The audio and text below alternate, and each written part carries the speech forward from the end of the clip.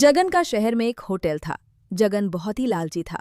वो हमेशा सोचता कि किस तरह कम खाना देकर कस्टमर से ज्यादा पैसे ठग सके।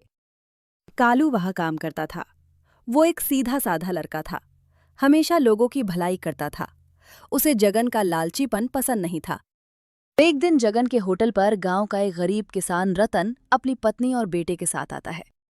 जगन ने कालू से कहा, देखो कालू, ये लोग देहाती भोले भाले लगते हैं।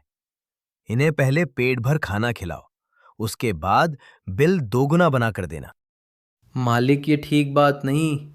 इनसे हमें और कम पैसे लेने चाहिए। कितने गरीब दिख रहे हैं। गरीब है तो हम क्या करें? मैंने कोई धर्मशाला थोड़ी खोल रखा है। बाजार में इन्हीं लोगों से पैसे कमाने के लिए ही तो हम बैठे हैं। ऐसा करो, तुम उन्हें मेरे पास भेज दो। जगन ने रतन से पूछा, हाँ साहब, क्या खाएंगे? हम तो गांव के गरीब किसान हैं भाई। हम लोग तो रोटी सब्जी और दाल भात से ज्यादा कुछ मालूम ही नहीं है। अबे, कस्टमर को बैठाएगा भी यहां बाहर बाहर से ही भगा देगा। चल अंदर जाकर टेबल साफ कर। अरे अरे भैया, क्यों डांट रहे हो बच्चे को? मैं ही खाने के बारे में पूछा था इससे। अरे सर, पूछना क्या, अंदर आइए। आप हमारी लक्ष्मी है। ग्राहक भगवान होते हैं। आइए बैठिए, आपका ही होटल है, आपसे ज्यादा थोड़े ले लूंगा। अरे वैसी बात नहीं, पूछना जरूरी है ना। जो भी पैसे लाए थे डॉक्टर के फीस और दवाई में चली गई। श्रीमती को भूख लगी थी तो सोचा थोड़ा खाना खिला दो। अरे आइए बैठिए। कालू, इन लोगों के लिए स्पेशल थाली लगाओ। कालू 3 स्पेशल थाली लेकर आता है। लीजिए साहब, ये रही आपकी स्पेशल थाली। पर मेरे पास सिर्फ 30 रुपए ही है। कालू ने धीरे से कहा, मालिक, इनके पास पैसे नहीं हैं। अबे पैसे नहीं है तो क्या, खाना छीन लेगा? खाने दो इनको। आज भी लोगों में इंसानियत जिंदा है। कितना भला मानुस है ना होटल का मालिक। हाँ, कितना अच्छा व्यवहार है। भगवान ऐसे लोगों को हमेशा अन्न भंडार भर रखना। पिताजी, खाना तो बहुत अच्छा है। साथ में बड़ा वाला रसगुल्ला मिल जाता तो मजा आ जाता। चुपचाप खाना खा, पैसे है नहीं। भला हो इस दुकान के मालिक का जो हमें इतना अच्छा खाना खिलाए। अरे भाई साहब, बच्चा है, उसे खाने का मन है, रसगुल्ला तो खाने दीजिए। हे कालू, 2-2 रसगुल्ले इन सभी लोग को दो। अरे भाई साहब, इतनी खातिरदारी ठीक नहीं। वैसे शानदार खाना खिलाने के लिए धन्यवाद। जगन ने कालू से कहा। कालू, ये लो, साहब को खाना का बिल दे दो। कालू जाकर रतन को बिल देता है। बिल 1050 रुपए का होता है। रतन का बेटा घबरा कर बोला, पिताजी, हमारे पास तो सिर्फ 30 रुपए ही है। शेष पैसे कहाँ से आएंगे? इन्होंने तो कहा था कि पैसे की कोई चिंता नहीं, अपना होटल समझकर खाइए। हाँ, मैंने तो बोला भी था इन्हें कि हमारे पास सिर्फ 30 रुपए ही बचे हैं और इतना महंगा खाना। अरे 50 रुपए थाली खाना मिलता है यहाँ, तो सब्जी, तड़का, सलाद, पानी सबके अलग अलग चार्ज हैं। क्या हुआ भाई साहब, क्या समस्या है? देखिए भाई साहब, मैंने तो पहले ही बोल दिया था आपको कि हमारे पास सिर्फ 30 रुपए हैं। पूछिए कालू से। हाँ मालिक, मैंने आपको पहले ही बता दिया था। सुन लीजिए, आपने ही बोला था कि पैसे नहीं हैं तो क्या, खाना छीन लेगा। अरे वो तो शिष्टाचार में बोल दिया था। इसका मतलब ये थोड़ा ही है कि मुफ्त में सभी को खाना खिलाता रहो। तो उसी समय बोल देते कि मैं सेवा नहीं दे पाऊंगा। पर इतना महंगा खाना? मेरे यहाँ 30 रुपए में चावल, दाल, भुजिया, सब्जी, पापड़, अचार, ऊपर मूली, खीरा और प्याज का सलाद भी। भाई, मेरे यहाँ तो यही रेट है। भले तुम्हारे गांव में फ्री में ही खिला देते हो। अब करना क्या है, ये बताइए। हमारे पास तो पैसे हैं नहीं।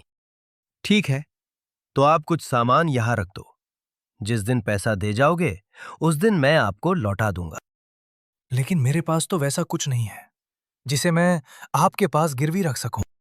है ना, वो जो भाभी जी के गले में मंगलसूत्र है? नहीं, मैं ये मंगलसूत्र नहीं दूंगी। ये मेरे सुहाग की निशानी है। इसे मैं कभी अपने से अलग नहीं कर सकती। जिस दिन से इन्होंने इसे गले में डाला है, उस दिन से ये मेरे गले में ही है। कभी मैंने इसको अलग नहीं किया। मालिक, ये अच्छी बात नहीं। मंगलसूत्र किसी औरत का सुहाग होता है। आप मेरी पगार में से पैसे काट लीजिएगा।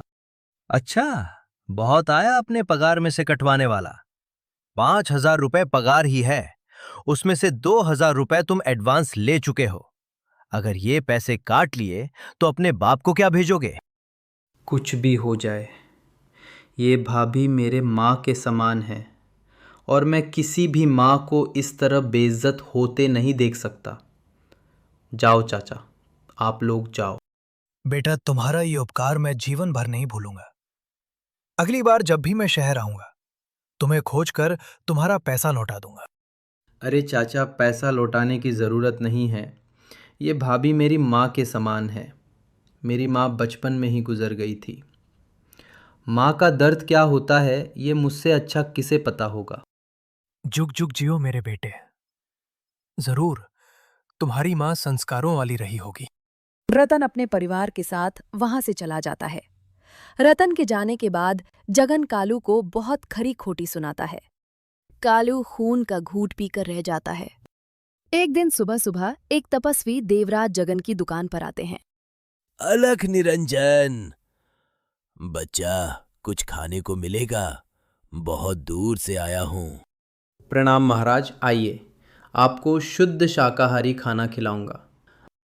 जीते रहो बालक, लेकिन साधु के पास देने के लिए आशीर्वाद के सिवा कुछ नहीं है। आप जैसे सिद्ध पुरुष के आशीर्वाद के सामने पैसों का क्या मोल। आइए विराजिए महाराज, मैं अभी खाना लेकर आया। तभी जगन वहां आता है। साधु को बैठा देख कालू से पूछता है, क्यों रे कालू, ये नई थाली और गिलास में खाना क्यों ले जा रहा है? पुरानी प्लेटें सभी टूट गई हैं क्या? मालिक, ये कोई सिद्ध पुरुष जान पड़ते हैं। बहुत दूर हिमालय से आए हैं। इनके पास पैसे भी नहीं हैं। नई थाली में इसलिए खाना दिया हूँ क्योंकि हमारे यहाँ अधिकतर बर्तन मांसाहारी खाने के लिए इस्तेमाल होते हैं। अपने खाने के लिए औकात तो है नहीं, लेकिन व्यवहार तो ऐसा करते हो जैसे किसी राजा खानदान से हो। चलो जाओ और चुपचाप साधु को बोलो यहां भीख नहीं मिलता है और कहीं और जाकर भीख मांगे। नहीं, मैं ऐसा नहीं कर सकता। किसी को खाने पर से नहीं उठा सकता। यह तो तपस्वी हैं। आप मेरा पगार दीजिए और उसमें से इनका पैसा काट लीजिए। मैं आप जैसे मालिक के यहाँ काम भी नहीं करना चाहता।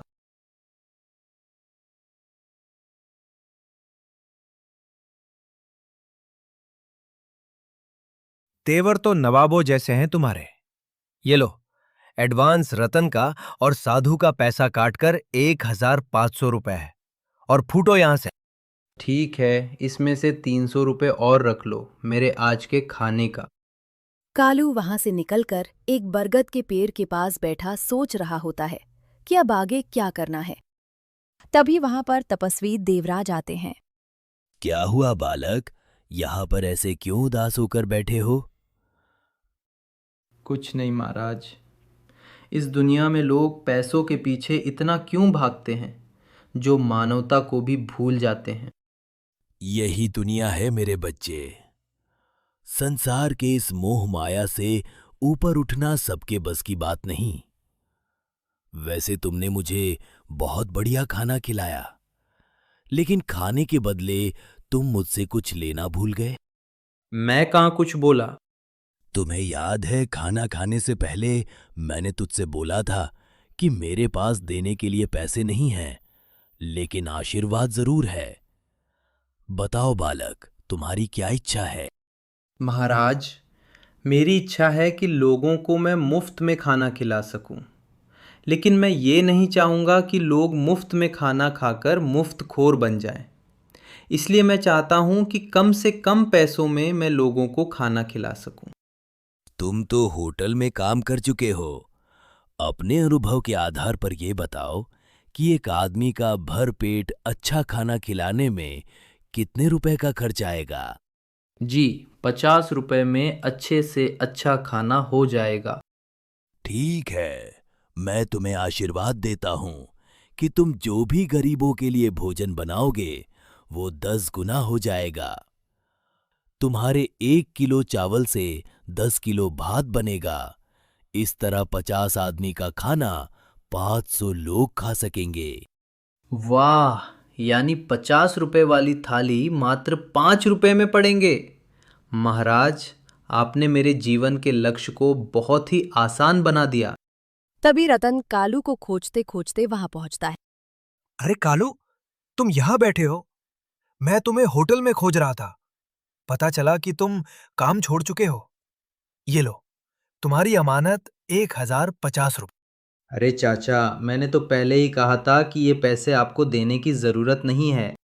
अरे ये तो तुम्हारी अमानत मेरे पास थी।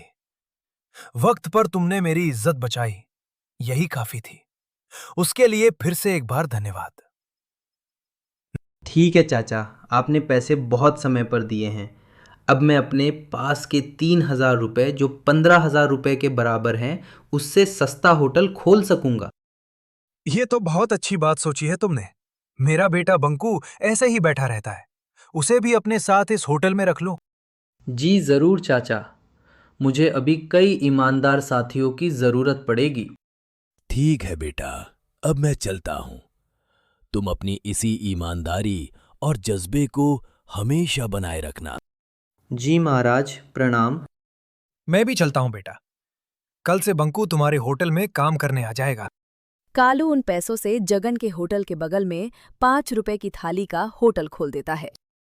पहले तो लोग 5 रुपए की थाली का बोर्ड देखकर इसे मजाक समझते हैं, लेकिन जब होटल के अंदर खाना खाते हैं तो उन्हें आश्चर्य होता है कि 300 रुपए से 400 रुपए वाले खाने को वो मात्र 5 रुपए में कैसे खिला रहा है। लोग उसे बहुत धन्यवाद देते हैं। जगन का होटल बंद हो जाता है क्योंकि वही खाना 5 रुपए में कालू के होटल में उपलब्ध था। जगन कंगाल हो जाता है। एक दिन भीड़ में जगन खाना खाने आता है। भाई, आधा प्लेट खाना देना। आधा प्लेट क्यों सेठ? पूरा प्लेट खाओ। काहे का सेठ? आज की तारीख में मैं कंगाल हो चुका हूं और मेरे पास 3 ही रुपए हैं। कोई बात नहीं सेठ, मैं आपको पहचानता हूँ। आपका पैसा मैं दे दूंगा। आप महीनों यहाँ आकर खा सकते हो। धन्यवाद मेरे बच्चे, पर मैंने तुम्हें पहचाना नहीं।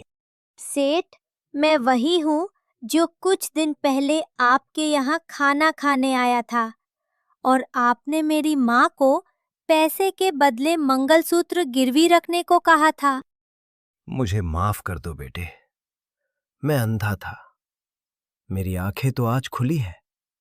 भूखे लोगों के लिए 5 रुपए पर थाली उपलब्ध करवाकर सचमुच तुम लोगों ने बेसहारों को एक सहारा दिया है।